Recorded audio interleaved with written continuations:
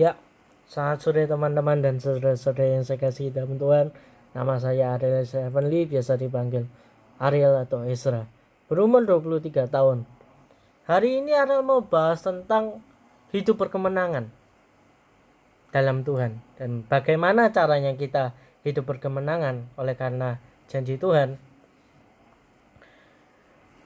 Sebelum kita masuk di caranya, kita bahas dulu apa itu hidup berkemenangan dalam Tuhan. Hidup berkemenangan dalam Tuhan itu adalah saat kita dibebaskan dari dosa dan upah dosa yaitu maut. Karena ada dikatakan di Alkitab itu adalah upah dosa itu adalah maut. Dan maksudnya apa sih dari tidak dibebaskan dari belenggu dosa? Maksudnya itu adalah kita sudah tidak dikekang oleh dosa. Kita sudah tidak lagi hidup dalam dosa. Bedanya hidup dalam dosa dan hidup ya karena kita manusia terus kita berdosa itu apa? Hidup dalam dosa itu kita saat berdosa kita tidak merasa bersalah. Kita tidak mungkin kita minta ampun sama Tuhan tapi minta ampunnya asal-asalan. Kita tidak sungguh-sungguh merasa bersalah. Kita tidak sungguh-sungguh meminta ampun kepada Tuhan karena kita sudah bersalah. Tapi kalau misalnya kita sudah dibebaskan dari belenggu dalam dosa, kita tidak hidup dalam dosa, waktu kita berdosa itu kita merasa bersalah. Kita sungguh-sungguh minta ampun. Kita sungguh-sungguh minta dibebaskan oleh Tuhan. Ada niatan, ada action yang kita lakukan untuk membuat kita tidak jatuh lagi. Ada preventif, ada tindakan preventifnya. Misal contoh kita biasanya contoh dosa pornografi misal. Biasanya kita jatuhnya itu misal karena nonton Instagram short, ya berarti Instagramnya di delete misal. Ya, itu salah satu tindakan preventif. Misal yang seperti kita tahu DuckDuckGo itu sudah di blok, ya itu salah satu tingkatan preventif dari pemerintah. Seharusnya itu ya. Nggak tahu lagi pemerintah tujuannya kenapa ngeblok DuckDuckGo, tapi ya saya anggap seperti itu. Kita sudah tahu sekarang bahwa apa itu hidup berkemenangan dalam Tuhan. Hidup dalam berkemenangan dalam Tuhan itu adalah janji Tuhan. Kita buka di 1 Korintus 15 ayat 57. Tetapi syukur kepada Allah yang telah memberikan kepada kita kemenangan oleh Yesus Kristus Tuhan kita. Jadi itu dikatakan bahwa kita harus bersyukur kepada Tuhan. Kita harus bersyukur kepada Allah karena kemenangan kita itu sudah diberikan, yang telah memberikan kepada kita kemenangan oleh Yesus Kristus. Jadi kemenangan itu sudah diberikan kepada kita oleh Yesus Kristus. Oleh Yesus Kristus ini kunci pentingnya.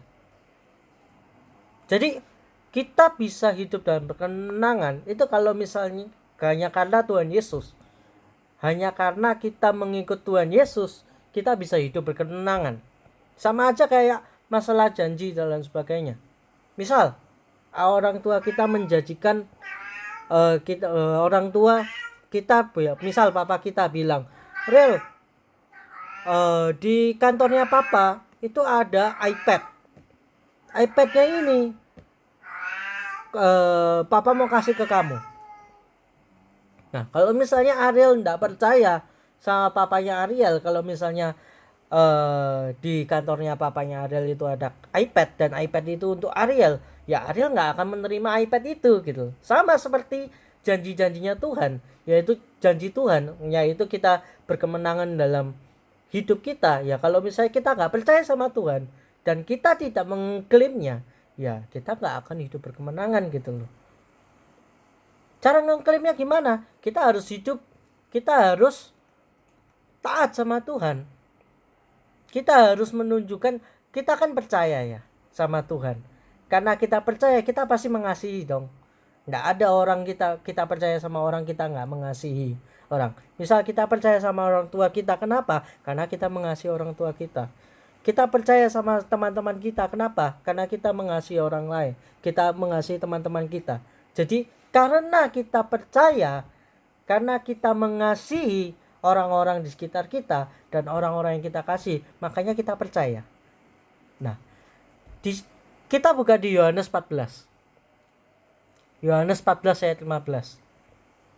Di situ dikatakan bahwa jikalau kamu mengasihi aku, kamu akan menuruti segala perintahku. Di situ dikatakan bahwa jikalau kamu mengasihi aku.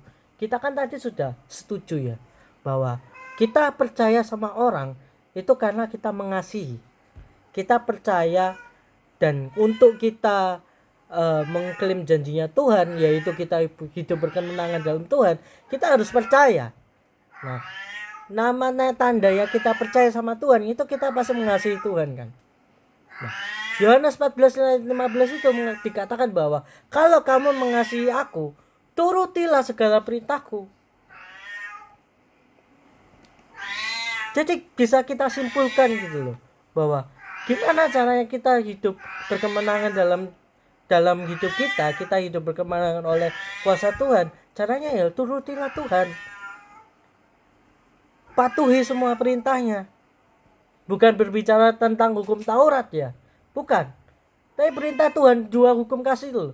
Kasihilah Tuhan Allahmu dengan segenap hatimu dan segenap akal budimu dan jiwamu.